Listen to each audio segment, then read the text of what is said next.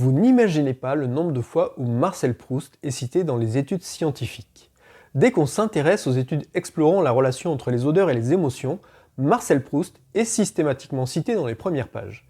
Et je suis certain que vous savez pourquoi il est cité, pour sa fameuse Madeleine. Ce passage tiré de son livre Du côté de chez Swann, dans lequel il raconte un moment de sa vie où lorsqu'il mange une madeleine trempée dans du thé, ça le replonge immédiatement dans un souvenir oublié et le met dans l'état émotionnel qui était le sien à ce moment-là.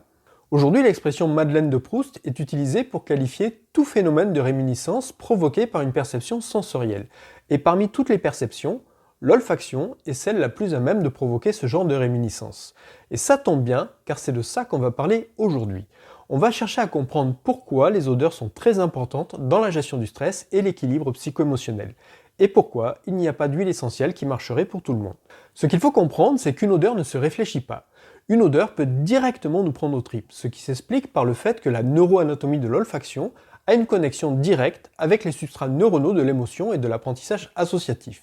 Alors même si c'est intéressant, je ne vais pas détailler la neuroanatomie de l'olfaction, on retiendra juste que le sens de l'odorat est directement relié au système limbique, système qui regroupe un ensemble de structures de l'encéphale, jouant un rôle important dans nos émotions, la mémoire et nos comportements. Ça peut surprendre qu'émotion et mémoire soient reliées, mais notre cerveau est câblé pour nous permettre de mémoriser tout ce qui a été associé à une émotion forte. Par exemple, même si vous ne faisiez pas quelque chose de particulier le 11 septembre 2001, il y a de fortes chances que vous vous souveniez très bien de ce que vous étiez en train de faire ce jour-là quand vous avez appris la nouvelle. Cette aptitude est un véritable avantage dans la survie de l'espèce humaine, puisque si nous nous retrouvons dans une situation dangereuse qui provoque une peur intense par exemple, donc une forte émotion, notre cerveau va tout enregistrer pour nous éviter de nous retrouver dans la même situation. Si dans le futur nous nous retrouvons dans une situation similaire, des warnings vont tout de suite s'allumer. Ça fonctionne aussi bien pour les émotions positives que négatives. D'ailleurs, ce lien entre émotion et mémoire est à l'origine de l'expression « apprendre par cœur » puisqu'on retient beaucoup mieux quelque chose qu'on apprend avec plaisir. Autre exemple qui illustre comment une simple odeur peut directement faire réagir notre corps, et là je m'excuse d'avance pour l'exemple, c'est l'odeur de vomi qui donnera quasiment instantanément des hauts le cœur et envie de vomir à son tour.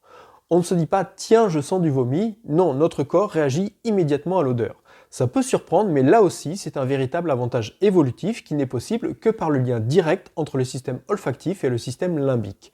Quand on a commencé à vivre en groupe, et donc à manger la même chose, dès que quelqu'un vomissait, on était bien inspiré de faire de même, car potentiellement, la nourriture qu'on était en train de manger pouvait être avariée ou empoisonnée. On a également des études qui décrivent le sentiment de peur qu'on ressent si on diffuse une odeur de sueur d'une personne qui a peur. Pour vous montrer à quel point nous sommes sensibles aux odeurs, une étude montre que lorsqu'on demande à des inconnus dans la rue s'ils acceptent de nous faire de la monnaie, si on émet une odeur agréable, les personnes acceptent dans plus de 50% des cas. Et si on n'émet pas d'odeur, on a juste une odeur neutre, les personnes n'acceptent que dans moins de 20% des cas. Le test n'a pas été fait avec une odeur désagréable, car je crois que vous devinez sans mal le résultat. Et des études sur nos comportements ou nos ressentis face aux odeurs, il y en a beaucoup, et malheureusement, on a vite compris l'intérêt de maîtriser cet art en développant ce qu'on appelle le marketing olfactif, apte à favoriser l'acte d'achat. Ce sont les boulangeries industrielles qui au début des années 80 se sont mises à diffuser des parfums de synthèse à l'odeur de croissant chaud. Cette odeur que vous sentez 50 mètres voire plus avant d'arriver devant leur boutique. Les artisans boulangers, quant à eux, s'ils n'utilisent pas de parfum de synthèse, se débrouillent pour que l'évacuation d'air de leur four ne se fasse pas sur le toit, mais soit directement évacuée dans la rue.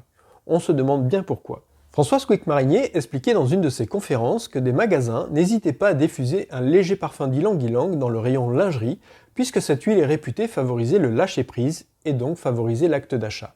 Donc si vous rentrez dans un magasin dont l'odeur vous plaît, ce n'est peut-être pas forcément pour votre bien-être, mais pour celui des affaires. Je vous mets de toute façon quelques liens d'études dans l'article associé à la vidéo.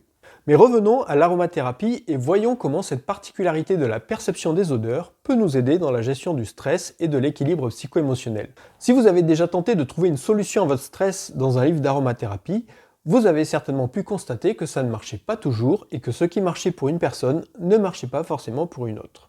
Car la perception des odeurs est intimement liée à la personne qui perçoit, de son vécu, de son état émotionnel du moment. Par exemple, si en temps normal une personne va trouver plein d'odeurs agréables, en cas d'état dépressif, elle aura tendance à trouver moins d'odeurs agréables. Et plus son état dépressif est intense, moins elle aimera d'odeurs.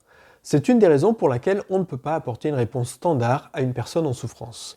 Il est impératif de prendre le temps de construire avec elle une odeur qui lui plaise. En fonction de ses ressentis sur quelques odeurs de base, on arrive à trouver une direction olfactive pour la construction d'une odeur qui lui sera agréable.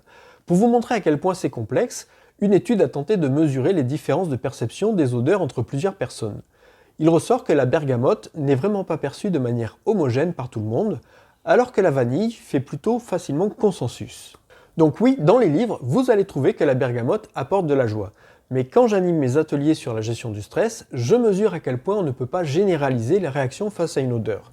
Mais par contre, ce que je constate également pendant ces mêmes ateliers, c'est que lorsqu'une personne a pu se construire une odeur qui lui plaît, elle a tout de suite un rapport émotionnel avec cette odeur, son odeur. Et c'est ce rapport émotionnel avec l'odeur qu'on va utiliser dans la gestion du stress. Comme on l'a vu, les odeurs nous offrent un accès direct au système nerveux central.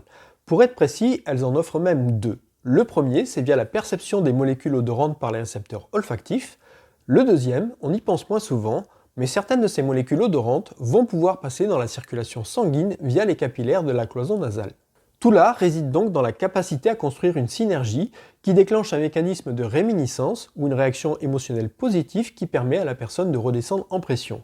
Et bien évidemment, on se débrouillera pour choisir des huiles qui, en plus, pourront faire passer dans la circulation sanguine des molécules agissant directement sur le système nerveux. Par exemple, comme je l'ai expliqué dans ma vidéo sur la marjolaine à coquille, elle contient du terpinène 1-ol-4 qui agit sur les récepteurs GABA, ou la mandarine verte qui, avec son entranilate de méthyle, offre des propriétés anxiolytiques intéressantes. C'est pour toutes ces raisons que la voie olfactive non seulement n'est pas une voie secondaire en aromathérapie, mais elle est carrément une des voies principales dans la gestion du stress et de l'équilibre psycho-émotionnel. Ne la négligez pas, ce serait une erreur de n'utiliser que la voie cutanée ou la voie orale. En plus, la voie olfactive a très peu de contre-indications et un stick inhalateur peut s'emmener partout avec soi. Et d'ailleurs, c'est pour cette raison que vous entendrez souvent dire que si vous mettez des huiles anti-stress sur l'intérieur des poignets, il faut dans la foulée faire une olfaction de la synergie. Stress et voie respiratoire ne peuvent pas être dissociés. Non seulement, comme on vient de le voir, l'olfaction offre un accès direct au système nerveux central, mais la respiration, quant à elle, offre un accès direct au système nerveux autonome. La respiration est la seule fonction autonome sur laquelle nous pouvons reprendre le contrôle. Et cette prise de contrôle, via des exercices de cohérence cardiaque par exemple, permet de moduler l'action du système nerveux autonome et plus précisément des systèmes sympathiques et parasympathiques dont j'ai déjà parlé dans plusieurs vidéos. Et comme l'activité du sympathique et parasympathique est souvent l'expression de l'état émotionnel, on comprend mieux comment tout ça est relié. On ressent d'ailleurs ce lien entre stress et voie respiratoire quand on voit que le stress est capable de nous couper le souffle. En état de stress, on a le souffle court, et reprendre le contrôle sur la respiration permet de réduire le stress. Ce qui veut dire que lorsque vous combinez de l'olfaction avec des exercices respiratoires, vous avez le combo gagnant pour sortir d'une situation de stress. Un stick inhalateur avec une formule bien pensée et adaptée à vous pourra faire des miracles. Prenez bien soin de vous et à bientôt pour une prochaine vidéo.